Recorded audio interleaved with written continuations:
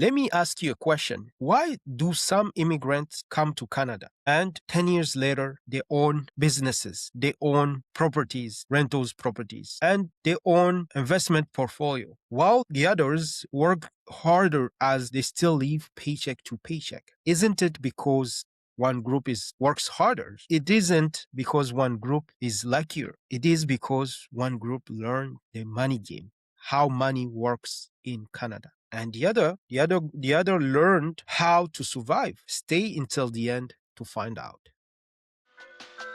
You're listening to the Real Estate Growth Investor Circle Canada with your host, 𝐘𝐿. This is a safe space for immigrants, entrepreneurs, and future investors who are learning, growing, or taking their first steps in real estate. Here, we move with patience, focusing on clarity, confidence, and progress, one step at a time. Each episode is about real conversations, simple explanations, and honest stories from people who started right where you are and didn't give up. If you've ever felt overwhelmed, unsure, or discouraged, you're not alone. This podcast is here to guide, encourage, and remind you that growth is possible. Welcome to Growth Investor Circle to Real Estate Investing in Canada and around the world. Here's 𝐘𝐿.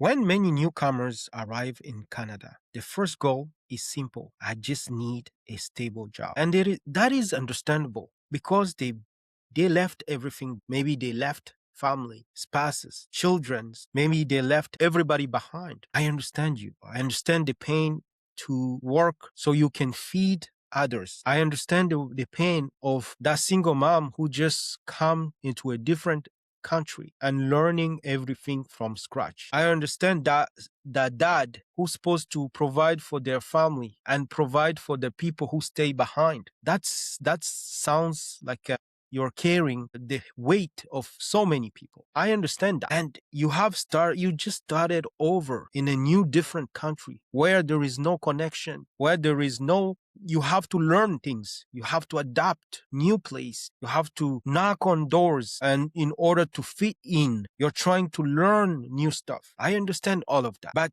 let me tell you something. You getting that secure job, it feels like a blessing. It feels like success. Why it is a problem? Because a paycheck can make you comfortable. Comfortable makes you stop growing, because that's what we keep doing. You know, you have a secure job. Now you feel like you made it. You are standing to a point where you feel like, oh, finally everything is working. I'm working. I am paying the bills. I am supporting my family. And you know what? What gets you in Canada won't necessarily get you your financial freedom. Won't necessarily make you wealthy, because it's a job. No matter how hard you work, you still have to. You are the only asset. You are the only one who's providing. If you stop working, everybody dies. If you stop working, then there is no one who's gonna continue providing. That is the problem with the paycheck, with a job. It keeps you in a prison, in a comfortable zone, just enough to eat, just enough to pay bills. But it doesn't build wealth. I cannot stop stressing a lot about this, because this is a topic that I talk over and over. A job does not get you wealthy. A job is designed to give you just enough so you can live and pay your bills. So let me tell you, there is lies that most of the people believe until today. The biggest lies that you have to change if you want to start building wealth. And the financial freedom I'm talking about is not the one that rely on you as the only asset. So let's talk about the lies first, and then we're going to talk about what you can do after. The first lie I usually hear in the community is, I will buy a house when I save 100,000. That is not true, and nobody told you that. If you heard someone saying that, they simply repeating what they heard but they heard from others, and the others believe the same thing. And that is what the many immigrants community are best of doing. They talk to each other. And the first person who told you this, and the 10th person who said the same thing. They all say the same thing with no data, with no proof, with not, how can I say, with not enough factual to believe that you need just 100,000 to start buying your first home. That is not true. You have to really learn from the good people. Stop listening to your friends, to your family, to your neighbor, what they saying. Learn the right thing. And here is the second lie I hear: my credit isn't good enough, so I cannot buy a house. That's not true as well. And I hear a lot saying people, I don't make enough. That could be a motivation to start learning the money game, how the money works. I am not ready. That is the second lie, the lies that I hear. They might be true for them. I'm not gonna go harder on them. I'm just gonna say they might be true for them, but it is not necessarily means they are truthful. They are not necessarily means that something we can count on. Someone else build whenever every month you delay, someone else build equity with your rent. Every rent payment helps your landlord move closer to their retirement, not you. This is about blaming landlord. It is about understanding how wealth is built. So if you look at all the lies, the negative beliefs, what we heard, what somebody told you, those are all lies that we need to stop if you want to start, if you wants to build real wealth. You need to start building on principles. Why? Wealth doesn't begin when you have money. It doesn't begin when you have money. Wealth begins when you understand the money. You understand money. Two different things. There is understanding money and there is getting money. Those are two different mindsets you must have. Every step on understanding and building, there are two different entities and they both has their role. When you understand money, you just understand that money is a tool and it's not purposely made to pay bills. Money is not purposely made to pay bills. That is, you have to remove that in your mind. That is one of the things that holds many people behind. You should not, every time you get paid, let's say you work 9 to 5 and you get your pay, and the first thought that comes in your mind, I want to pay my bill. Paying bills, it's okay, but that shouldn't be the only thing to think about. Because I know many people are trapped into this paying bills and living. That's all they do. They get their paycheck, they pay bills, and they pay the grocery, and then it's over. And then they start over. It's like a cycle that doesn't finish day by day. So when you get paid, think about what should I do with this money, so in order for me to not go back to work for the rest of my life. That is the question you should ask. Instead of asking what should I pay, you should ask what should I do, what should I create with this? Because we are in a world where we are learning to leverage. Wealthy people, they learn the leverage. They learn how to leverage what they have. They don't learn how to buy. An average person will think about what can I buy, what can I spend on. If they get some money, what they think in their mind first is, what can I spend with this money? That mindset really blocks many people. And what they want, once they get the money, what they're thinking is, what can I leverage with this money? So I cannot never rely on the money to continue living, but I can rely on what they put money into something, let's say an asset that create more money, remove themselves to that attachment with money. That is what we are learning here, the principles of wealthy people. And if you don't learn those principles, you will still trap into these beliefs that keeps going on decades and decades. Which means wealthy people, they know that the moment you're gonna start looking money as a tool, you will start building, because it's supposed to build. What is the purpose of the tool? It's to build. Have you take a car to a technician and the car has a problem? What is the mechanic person told you? He's gonna go and check what tools he can build with this, what tools he can replace, or what tools he can use with his hands to fix the problem. That is how we should be thinking about money. We should be thinking about money about is the tools to use to fix a problem that we have. But we cannot live in that belief that the money is something that will, some people even became possessive with money. They don't create because they want to put all the money in the bank so they can wait. When you put money in the bank, inflation comes and eats all the purchase power. Tomorrow, money you put in the bank won't be worth nothing, and you have to start over and over and living that same cycle. I know I get a little bit uh, hopped up when we talk about these problems because I see them a lot. Many there here are things to understand: how credit works, how mortgage works, how first time buyer program works, how to create a plan. Those are the things we need to start thinking when you get the money, when you're planning, when you have a goal. And your goal shouldn't just be to get a job and a secure paycheck and then you sit down. That is not a goal. That is the survival mode. A goal should be like, I wanna get this for me next year.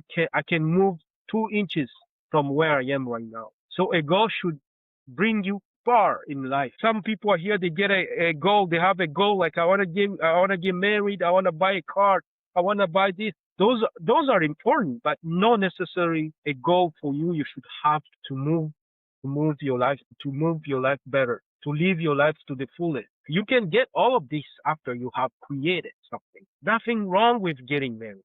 What's wrong with that is to get married without building, and that is the wrong. That is what you are doing wrong there. Or there is these people who spend more than what they're getting. They are they are living above their need, and when they get the money from the hard working, they're spending it by paying bills, and that is decades and decades goes by without getting closer to what they want, what they really want. And then they say, I hate this job. And they quit and they go start something else. They go again, they go in the same circle. Some people even take 3 to 4 jobs so they can keep paying these bills. They don't stop. So I'm getting really, this is the topics that I really enjoy talking about. And I enjoy talking about it because they are true. They are not something that I'm talking about something I don't know. I know this is happening in the community. It's happening to many immigrants folks. They're stuck to these problems. And this is why I usually start every end of the week talking about the mindset shift and then follow up with the next days. We're gonna bring more topics about how you can leverage the money that you get. So you can use it as a tool, not as something that directs you. Money shouldn't be your boss. You should be the boss of the money. So the knowledge comes from ownership, and ownership comes before wealth. So here it's very important to understand. Once you know everything, you have the knowledge. Then the knowledge, you use that knowledge to create wealth. That is why they say the ownership comes before wealth. So there is a problem here into real estate. The real estate problems that I see, the real problems. If people think money is the biggest obstacle, many people, they don't know how to buy their first property, what resources, how to negotiate, how to plan this. And that's why after this episode, I'm gonna put a single guide to the first time home buyers that they can use so they can start learning. Just if you see the link would be in my description, the episode description. I will put that link. You can go and download it so you can learn how actually money works for the first time home buyer. The biggest obstacle isn't money, is the information. Nobody taught you about. And these things are school that doesn't teach how to manage money. Neither our institution. And our institution, if you think about it, they are focusing on how they can take more from you, how they can give you enough debt so you can. That's why the bankers are the richest in the country. The banks are the richest because what they do, they understand the money, and what they do, they put you in a position so you can keep working for them. You can be like a slave. A slavery just changed the forms. It's not no longer you have a master, but it changed into institution forms. Means that you are working for the bank. I'm so sorry to use that analyze it, but that's it. This is how it should be.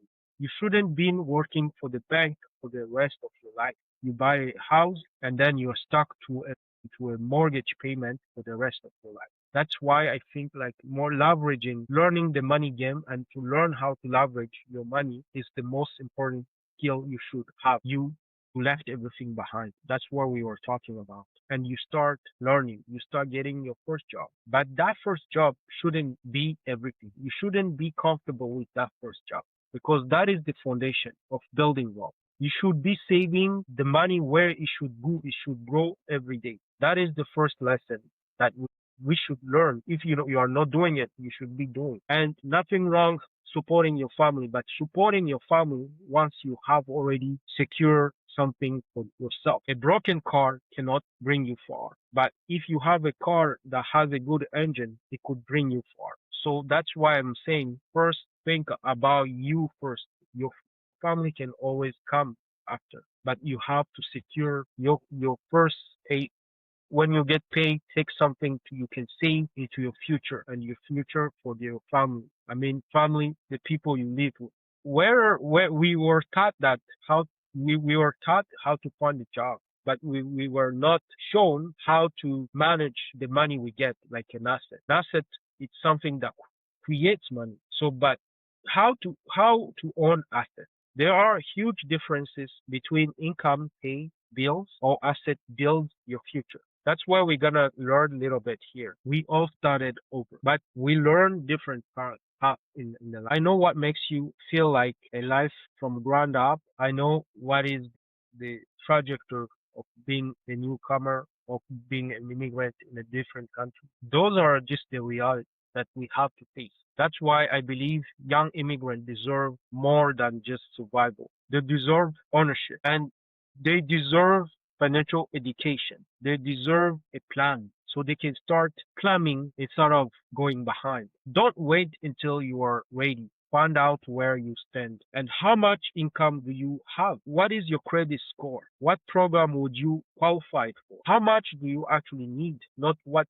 social media says you need or any platforms. A plan removes fear. Learning education is something that will help you a lot. Education replaces uncertainty with confidence. You can achieve great stuff. So here is what we do. We are a group of group of investor circles. We believe in inspiring and empower people, young, especially immigrants, newcomers from Canada, United States, and whoever who can hear this information. If they can do something about it and they can start changing their life, that what is the purpose? We inspire people to build and to stop being a consumer. And we are bilinguals. We have some episode we will be publishing in French. We like to catch everyone who can start their journey as well. Yeah, either you can start with joining us or you can start your own journey. You can take advantage of all these contents we are sharing so you can start building your journey as well. We are the first bilingual community in Canada really building generational wealth, and we believe that being in a growth cycle and investor circle for immigrants, for investors, is something really valuable because it inspired men and women to take action. An immigrant greatest strength is resilience, and we know how to turn that resilience into a real estate know-how, financial free education, and then lasting generation wealth. Well, our bilingual community, it's mostly going to support anyone who wants to learn and who wants to improve their life into real estate. Here is what we are best at a community that speaks both language, French and English. And you get network opportunities by joining our community. That's why I said by sending me a message, you can tap into this community where everything is shared and you can become a member. If you want to learn real estate and to start building wealth, this is the place you should be. Especially if you are a newcomer, is even better.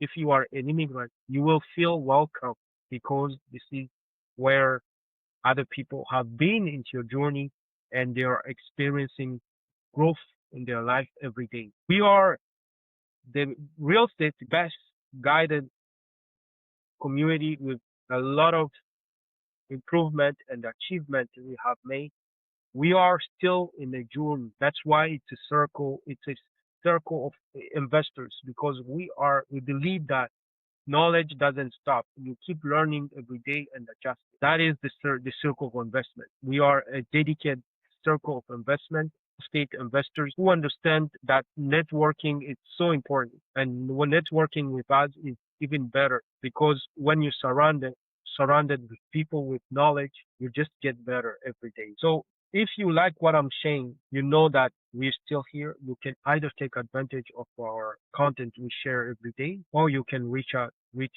us via our email, so we can find a way we can guide you in your journey. So thank you for listening to me. This was a short presentation of what we do, who we are, so you can get familiar with what we do every day. So it was great talking to you. See you next time. Thanks for listening to the Real Estate Growth Investor Circle Canada. We hope you learned something valuable today that will help you continue to move forward on your real estate journey. If you need more information or you'd like to reach GAB for a one-on-one, go to growthinvestorcircle@gmail.com. Join us next time for more tips and proven strategies to grow your real estate business. Until next time, remember, progress comes one step at a time.